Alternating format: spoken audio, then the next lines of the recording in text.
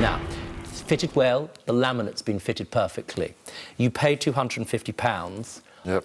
This is ostensibly cost price. It was quite clear that according to the invoice that was supplied, that would ordinarily be owing and or due within 28 days, sir. What happened? Family friends said they'd help me out to pay Jamie off, and then I got a phone call saying he couldn't help me out, and yeah, it just went from there. Jamie, did Peter make any attempt at all to pay you, or perhaps to pay you over a period of time? On the first couple of weeks he paid me. His circumstances had changed. What are your financial circumstances now, Peter? There you are. Jamie had been in absolute financial dire straits and your family helped him. We fast forward 16 years and you find yourself in a very challenging financial situation. What's going on? Just lost everything. What did you lose, sir? Work, my partner, just, yeah. What happened? I went from top to bottom, you know what I mean? What did it do to you to be without your partner, sir? Oh, it killed me. Everything got on top of me. And you tried to come to an arrangement with Jamie for £20 a month. Yeah, I know it wasn't a lot, but I was trying to give him The challenge somewhat. with that is that would have resulted in the payment being over an unagreeable period, correct? Yeah. It would have taken him many years to pay it back. Yeah, it would have done. I know it were, you know, token gesture were there. To be honest, I just missed having my friend back. Your defence in law is that Jamie doesn't have an enforceable agreement with you because as friends, there is no intention to create legal relations and consequently it's not a contract that I can rule on. And that's why I've agreed to take your case and come to a decision about that. Now, whatever I rule on, what I need to get a sense of isn't just your financial situation now, but when somebody says, who's had some success over the years and held down a family and a partner, that they've gone from top to bottom, it helps me get a broader sense and it helps Jamie listen and hear you, which is critical for the two of you if you're going to move forward. There are lots of men out there that find it very difficult to talk about their feelings. And you're a young person, you're under 40, both of you.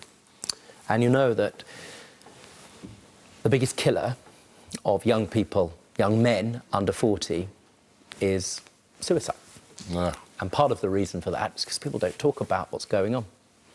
And it's not the only cure, but one of the real benefits is to say to a friend, to have a good friend around them, say, I'm vulnerable, I'm worried, I'm sad. It's really important, and it's especially important for younger men. Oh, definitely, yeah. It's helpful even to hear somebody say, I'm having a bad time. Yeah. Right? So, Peter, can I just ask you that question? How it was that you found yourself going from top to bottom? What was it? Just getting down with myself, I suppose. You know what I mean? I had my beautiful daughter and just, yeah, I just feel like I messed up. Jamie, Peter, I don't take cases willy-nilly if there's no defence.